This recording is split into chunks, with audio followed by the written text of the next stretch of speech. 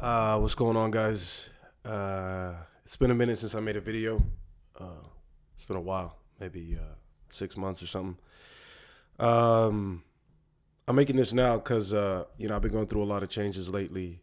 Um, when I started making the videos and the channel and stuff, I was living in New York, and something about it didn't really feel right. I was talking about the archetypes of manhood or whatever, and resurrecting them and I guess philosophizing about certain things, but I wasn't really living it. And I just stopped because I didn't really feel right. Just making videos, sitting in my apartment, but not really living life. Um, so since then, I went down to Florida for a little bit. I got family down there and stuff. I was staying there, but then that wasn't really tenable anymore. So you know, actually, in the last couple of weeks, I made a decision to just go on a road trip. There's an acting workshop up in New York in at the end of the month, the end of July, and I'll be attending. But I figured I could either fly there or make it I guess an adventure, my own odyssey or hero's journey or whatever you want to call it. Because I think it rings a lot truer to what my message is for this YouTube channel and what it is that the vision I have for it, where I want it to go. Um, I don't know if it's going to be a travel show. I don't know what it's going to be necessarily yet, but I just know that I need to initiate myself. I need to be initiated, and I don't think I'm the only guy who feels that way. I think that rites of initiation were something that men have always held sacred, and they were necessary to transition from boyhood to manhood. And the vast majority of the men in the Western world just aren't being initiated. There are no rites. There are no older men showing them the ways of men, um,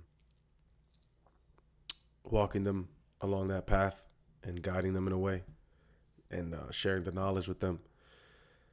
I think people are attempting to do that now. People are waking up to that, but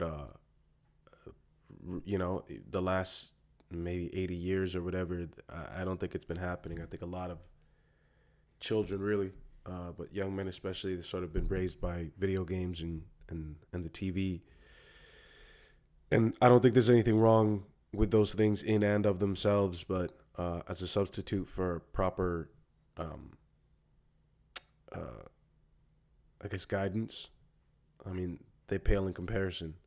It's not the same, even looking on a YouTube channel, learning how to tie a tie, than, you know, than it is your father teaching you how to tie a tie or your older brother. It's one thing to go to hire a dating coach, um, to teach you how to talk to women or whatever, and that stuff works. It works. Um, but it's a far different experience when your older brother or your father is telling you, look, this is how it works. This is what I did. This is what worked for me. This is what didn't. Or cool uncle or cousins or whatever. And I think that tie is it's been severed in our society. But anyway, going back to what I was saying, I didn't really feel right making the videos and not really living it. So I decided to really initiate myself. It's something that I've never done. I've never taken a road trip before. Um, I've never put myself in that sort of situation where I had to find the money to pay to continue to, pay for the next spot and the food and the gas and whatever, and also the bills that I have, waiting for me back home. It's been a challenge, but I've actually been far more adept at it than I thought I was going to be. I wasn't really sure what was going to happen, and it was something that I realized too. As I was going to leave, it was funny. The morning I was set to leave, um, I found myself stalling, and I didn't catch it at first. But it was funny. It was like all of a sudden I started nitpicking certain things that weren't working or weren't right. Like a bird shitted on my car, and I'm like, oh shit, I gotta go take it to get a car wash. This is the morning I'm leaving. This is like I'm supposed to be on the road, right? And I'm like, shit, well, I gotta go get my car to get washed or whatever, and I'm like, oh fuck, well I haven't eaten something, so let me go get something to eat. Before you know it, like I'm running these errands and doing all these things, and like an hour goes by, an hour and a half, and I'm like, why the fuck? What am I doing? And like I'm right by a shopping center right where I was staying, but it was right off 95 because I had to take 95 to go to Jacksonville. I was staying in a place called Port St. Lucie, and I'm like, what the fuck? What am I doing? And I realized I was like, I'm stalling. So I just like, I got the sub, whatever, the breakfast sub. I scarfed it down.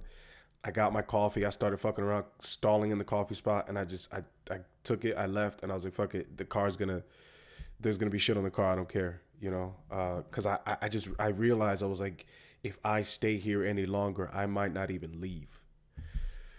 And lo and behold, it started raining on the way up, and the shit just washed off anyway. But like, what I'm trying to say with that is, this is something that I've caught myself doing a lot before. This is something that I've struggled with. Whenever I'm on the precipice of another, uh, I guess, event in my life, or something that I'm about to do something that's going to cause me to grow, I sort of stall out. I get this weird sort of dissociative feeling in my mind, this cognitive dissonance, and I start sort of like, I kind of get dizzy. It's really bizarre. I can't really describe it. There's also like this frozen fear in the back of my head. And I've become more in tune with the signals my body's giving me, because I'm pretty heady. I've put in a lot of effort to cultivate my mind, sort of, through reading and studying and stuff. But I think there's really only so much you can learn from books.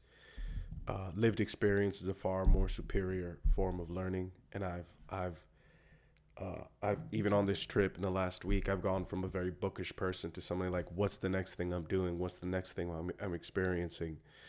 Even in the job that I'm doing like something stupid like assembling furniture. Like, it doesn't seem like it's that big a deal, but you gotta understand is I'm going to all these different people's houses. And so I'm meeting all these people in their own element, and people have bought me dinner, and they sat down and they've asked me about my dreams and what I want to do and where I want to go and what I'm doing. They're like really intrigued by the fact that I'm just deciding to drive through the country to go up to New York instead of just flying up there. And I'm finding, I guess, in a weird way, sort of my place in the human narrative, in the human condition. I grew up pretty sheltered. I actually grew up pretty fucked up, actually. And a lot of that stuff's coming to a head now. I'm pretty sure my father's a malignant narcissist, and he's a fucking psychopath. Like, I'm the more I realize it now, like, a lot of the shit that's sort of coming out, that I'm sort of thinking over, and realize that in my childhood there was sort of this like perfect facade, right? Like, our house was always this beautiful fucking house. My parents have great taste, and my father's very good with his hands, and my mother's very good visually. So there was a combination. The combination between the two created this like beautiful sort of model home. And we used to have house parties in the house, and we used to have all this food and all these friends, and we were always the most popular family, right? But sort of like, the kids were like pieces of furniture, or a mascot or something, like a dog or a pet or a tool, something to be sort of moved around this board to make everything look good. And anytime we had like a real need or something that really needed to be addressed, it was like shut up, don't say anything, cállate, like keep your mouth shut, da da da da. And it was just, when I was a kid, you want to please your parents, you want their love, you want their appreciation, you want their validation, right? But then you get out into the world, and you find things that don't function, or you find other people that seem to function well, other families and stuff like that. And you're kind of like, hold on a second, like, oh, you guys talk about that shit, or You guys interact. You talk to each other with respect. You talk to each other, right? Like maybe it isn't perfect, but there's positive regard for one another. That wasn't really the case in my house, um, and a lot of it sort of was reinforced by culture, friends, religion, and I believe in God. Uh, I would consider myself a Christian in the overarching umbrella sense. I was raised Catholic. I still do enjoy Catholicism. I love the pageantry of it. I do like the structure of it. I think it's important to have structure. Um, um, but in terms of that, I belong to the to Christendom, I guess is what they would say, classically speaking. Um, but I think that a lot of this stuff, a lot of the cultural stuff, sort of the abuse is sort of an overused word. Let's just call it severe dysfunction. Um, Sort of gets reinforced by the people around them, because if you were raised a certain way, and your parents were raised a certain way, and their parents were raised a certain way, I mean, that's what you know. Even though at one point it could have been fucked up, it could have been really detrimental to you.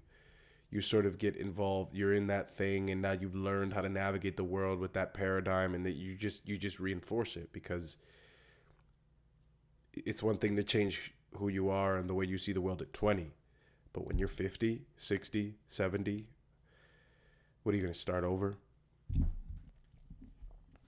It doesn't make it right. It really doesn't make it right.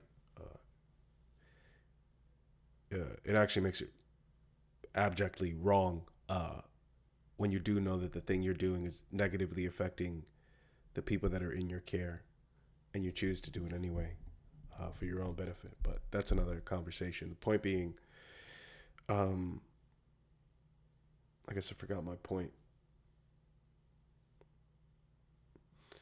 Um,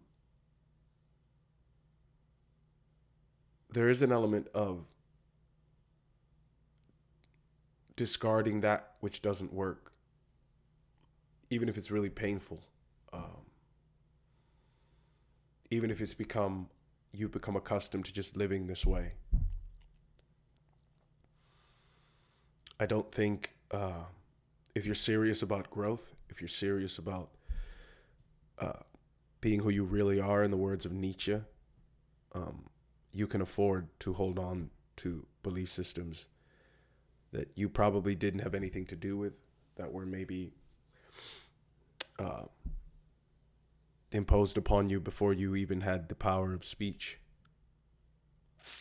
They were sort of entrained in you.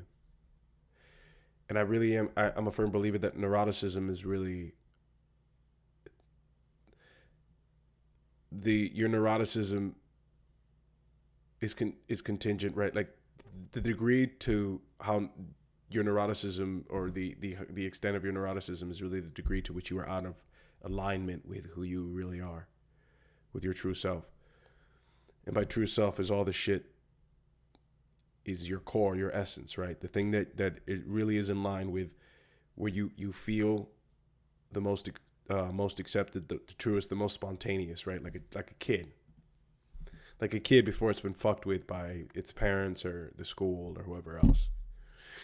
Children, right, when they're healthy, they're spontaneous, they're creative, they're asking questions, they're curious, their eyes are open, they're looking around. That's how human beings are meant to be. I don't think that being childlike means that you are childish, right? When you're childlike, there's a sense of wonder, there's a sense of creativity, innovation, there's a sense of exploration, there's a sense of expansion. All the great innovators, all the great artists had that about them. They never lost it, and they practiced it daily, which is why they were able to create these things that could live forever and that everyone could benefit from. The point I'm making is, I remember where I was going with this, is sometimes you're in various matrices. So right, a matrix and maternal are the same root word. You know, maybe you're in your mother's womb, and then you come out, and maybe you're in the hospital, and then you come out from there, and now you leave the hospital, but you go into another matrix, which is your home, and then from that matrix you're in your community, right? And then from that community you're in your culture, and then from that culture you're in, I guess, the matrix of mankind, and all cultures or whatever. But some matrices are corrupt, and they reinforce dysfunction, and the system doesn't care about the casualties. And often the casualties are children, or people that don't have the power or don't have the sight, that they don't, maybe they're indentured servants of psychological indentured servants, or they're just blind. So the point of this whole thing is, in my quest to burn off everything that isn't me, which is what this road trip is about, which, God willing, I want to travel Latin America, eventually Asia, and document all these things, and continue to initiate myself over and over again. You need to find out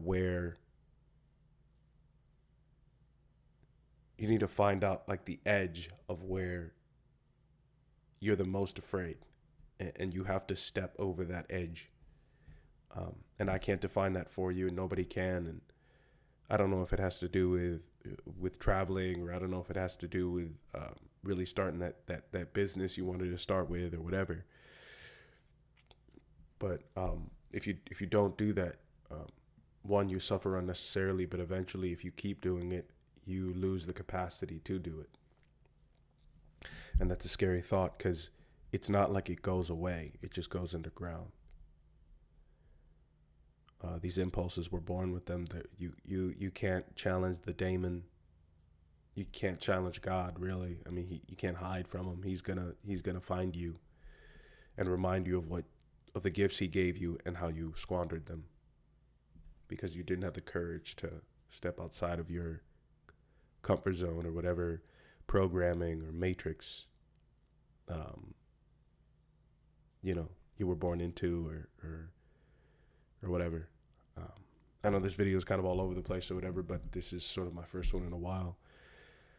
And I don't know if I'll do one every week, every day. I'm not sure. There's sort of a lot's going on with me right now, in terms of a lot of changes. I'm just still trying to get my bearings. So, but I hope this was helpful on some level.